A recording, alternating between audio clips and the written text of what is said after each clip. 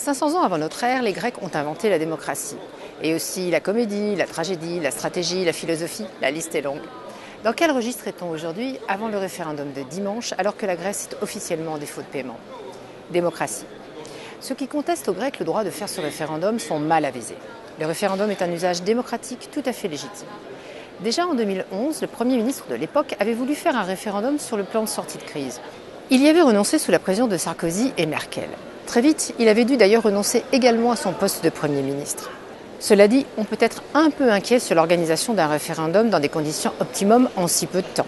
Et puis, dans un référendum, la réponse correspond rarement à la question. Et en plus, là, on ne sait pas vraiment très bien quelle est la question. Comédie. Tsipras a un sens aigu du coup de théâtre. Mardi, il prend ses partenaires au dépourvu en renversant la table des négociations. Mercredi, nouveau retournement, il laisse entendre qu'il est prêt à renoncer au référendum, puis le reconfirme. Les portes claquent, et ça c'est rare dans les enceintes européennes. Tragédie. Les Grecs vivent un authentique drame. Ils ont vu leurs revenus s'écrouler ces dernières années. Un tiers de la population est sous le seuil de pauvreté. 60% des jeunes sont au chômage. Les retraités sont désespérés.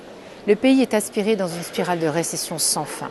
Il doit des sommes colossales à ses créanciers, mais il ne fait que s'endetter toujours plus pour simplement rembourser les intérêts de la dette. Stratégie. Dans cette spectaculaire partie d'échecs, chacun s'avance masqué et chacun accuse l'autre de mauvaise foi. Tsipras pense-t-il réellement que les conditions de la négociation sont inacceptables? Ou a-t-il cherché à obtenir une dernière concession en lançant ce projet de référendum? La Troïka, Union européenne, BCE et FMI, souhaite-t-elle vraiment sortir la Grèce d'affaires ou applique-t-elle stérilement des remèdes dont elle connaît l'inefficacité? Philosophie. Gardons-nous des interprétations hâtives et simplistes. Les motivations des protagonistes sont complexes et différentes pour chacun. Certains alliés de Tsipras, en bons révolutionnaires, rêvent peut-être de déstabiliser la zone euro, tandis que certains dirigeants européens, je pense à Angela Merkel notamment, aimeraient sans doute qu'une punition soit infligée à ces Grecs récalcitrants. Mais l'Europe doit avant tout être un collectif. C'est sa seule option.